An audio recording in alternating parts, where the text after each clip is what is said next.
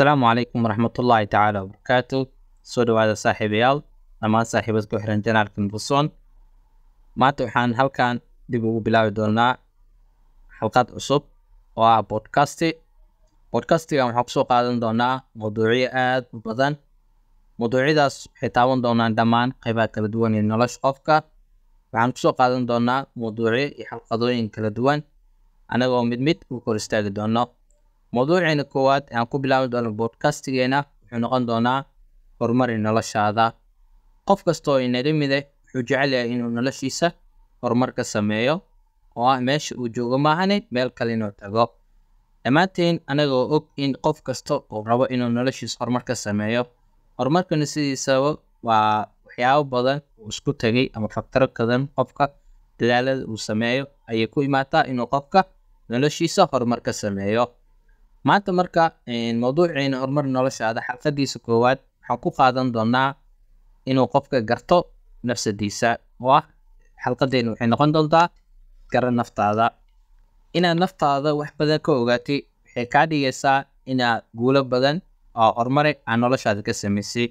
Waayo qofka waxa ugu horeeyo uu loo baahan yahay waxaa waaye inuu naftiisa garanayo.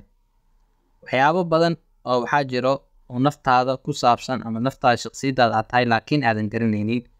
Dhammaanteen inta badan dadka ma garanayo wax badan kama yaqaano nafsadiisa ama shakhsi ahaantiisa. Xalqadan marka waxaan kula wadaagi doonaa waxyaabaha ugu badan oo la rabo inaad naftaada ka ogaatid. Kaliya horumarka nolosha kuma xirno inaad naftaada bis garatid, balse waxaa waaye waxyaabo badan, faktoro badan oo isku tagay oo qaybta ugu horeeya ay tahay qofka inuu naftiisa garto.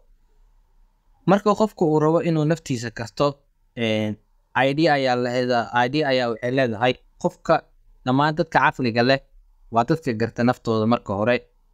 Marka mar walba naftaada aad garatay qofka aad tahay waxay ka dhigan tahay inaad wax badan oo horumar aad sameyn doontid.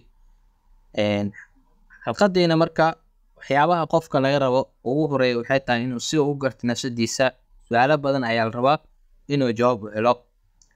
Qodobka koowaad oo muhiimka ah waxaa waaye qofka markuu rabo nafsadiisa inuu garto waxaa ka mid ah maxaa ku farxad geliyo adiga maxaa ku farxad geliyo.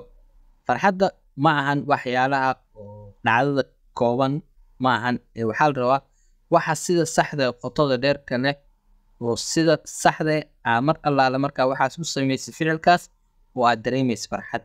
Dadka dhammaantood farxadda hal shay kuma wada dareemaan, way kala duwan yihiin dadka.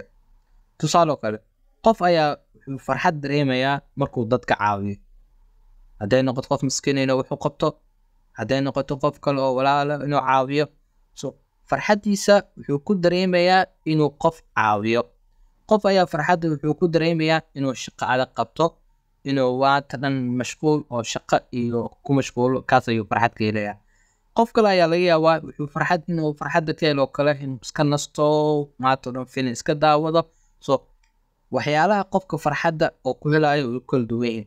Marka waxaa la rabaa inaad naftaada ogaatid waxa saxda ah oo farxad ku geliyo. Mar walba oo ogaatid waxa saxdan oo farxadda ku gelinayo waa mar walba oo aad ka fogaatid waxyaalaha aan ku farxad gelinaynin. Qodobkaas markaa fahantid, qodobka kale oo la rabo waxaa waaye core value. Value waa maxay? Value waa dadka mujtamaca aan la nooshahay ama society ama bulshada aad ku dhex jirtay oo kale maxay ka aaminsan yihiin, maxaas iska aaminsan tahay.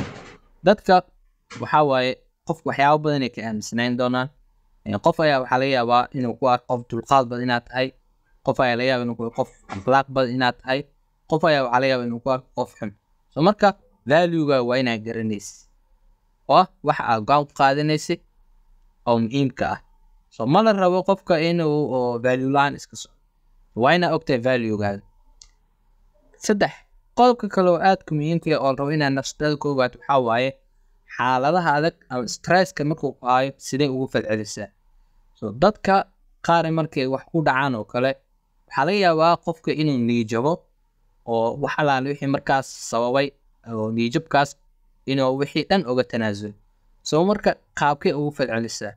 Ma waxaa tahay qof markii stress xaalad adag la kulmo ama tusaale kale qofka wuxuu qorsheystay qorshe ayaa sidii la rabay u dhici waayo.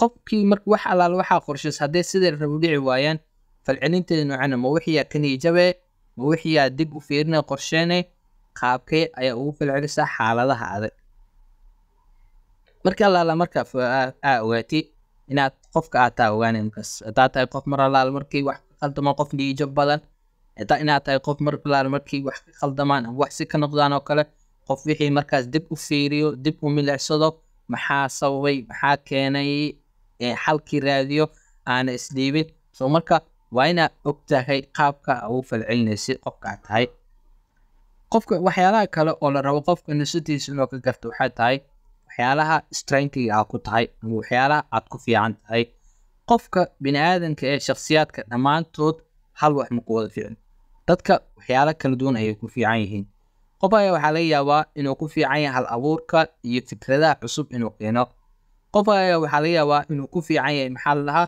inuu wax curiyo qof ayaa waxaa laga yaabaa inuu ku fiican yahay sawirka farshaxanka soo marka waa inaad ogtahay waxyaalaha aad ku fiican tahay aan listikaraysataa waa dhadaa kan this qodobkan dhammaantood waa ku fiicanahay soo marka waxay ka caawin doontaa in wax allaala waxaas aad ku fiican tahay in ayaga xoog saaftid aadna horumarka gaartid cagsigeeda qodobka kale wuxuu noqon doonaa markaa ogaatid waxyaalaha aad ku fiican tahay waxyaalaha waxaa jira uu qofka ku liito waayo anaga waxaanaanay bini aadan ma nihin dad kaamile oo dhammaystiran waxaa suurtagal inaa waxyaalo aan ku fiicnayn marka waxaa la rabaa sidaa haddaa aa u tirisatay ama aa u tixday waxyaalaha aa ku wanaagsan tahay sidoo kale waa inaad ogaataa ama tixdaa waxyaalaha aa weakness ku tahay tusaale haddii aad rabtid inaa maxaa la dhahaa driver noqotid laakiin darawalnimadii xirfadeedii iyo wixeed inaadan oo barashadeedii aa weakness ku tahay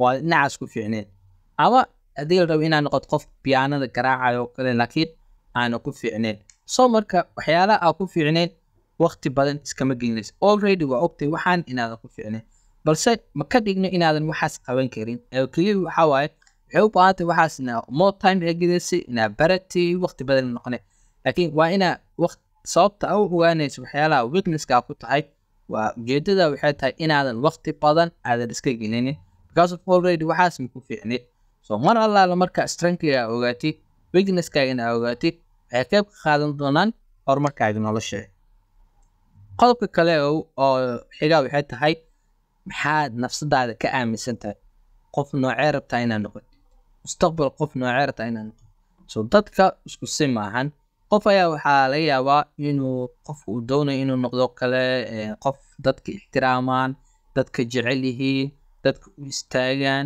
ixtiraamaan qof kale ayaa waxaa laga yaabaa inuu ku haminayo inuu hogaamiye noqdo inuu maxaa la dhahaa dadkii mar walba isaga hogaamiyo hadday noqon lahayd meel shaqo hadday noqon lahayd bulsho la hogaaminayo so qofkee noqon lahayd jeceshahay qof noocee rabtaa inaad noqotid mustaqbalka soo marka inaad sawiratid qofka aad rabtid inaad noqotid waxay kuu dhiirgelin lahayd inaad waxaas ku dadaashid si aad ugu dhaweysid riyadaada qodobka kale ugu dambeeya oo la rabo waxaa waaye personal boundaries ama xuduudaha qofka shakhsiyadeed so qofka bini aadanka waxaa la rabaa inuu leeyahay xuduud ama xad celiso maxaa yeelay qofka ma la rabo qofka ma u wanaagsano inuu meel walba talas ay dhaho inuu wax walba iska sameeyo so qofka waxaa laga yaabaa inuu dad meel shaqa inaa dad wada joogtiin waxaa laga yaabaa inuu qof xiriir kaala dhex marayo oo kale soo marka waa inaad leedahay xuduud ama lines aadan gudbi karin